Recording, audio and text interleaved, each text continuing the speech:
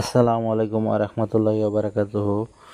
সুপ্রিয় ভিউয়ার্স, এটা হচ্ছে আমার বিদেশ যাত্রার শেষ ফ্লাইট, বাংলাদেশ এয়ারলাইন্সের ফ্লাইট। তো পৃথিবীর মধ্যে যদি কোনো নিকৃষ্ট বিমান ব্যবস্থাপনা থেকে থাকে সেটা হচ্ছে বাংলাদেশের বিমান ব্যবস্থাপনা। বাংলাদেশ বিমানের সিটগুলো এত খারাপ বলার বাহিরে। এই সিটগুলো বাংলাদেশের অনেক প্রাইভেট সেক্টরের বাসের সিটের থেকেও খারাপ। বাসের সিটও এর থেকে অনেক ভালো থাকে।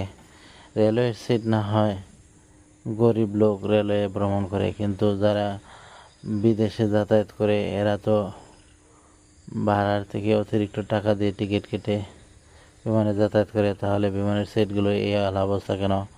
আপনারাই বিবেচনা করবেন। তো ধন্যবাদ সবাইকে। সবাই ভালো থাকবেন আর আমার ইউটিউব চ্যানেলটা সাবস্ক্রাইব করে বেল বাটন অন করে দেবেন। আল্লাহ হাফেজ।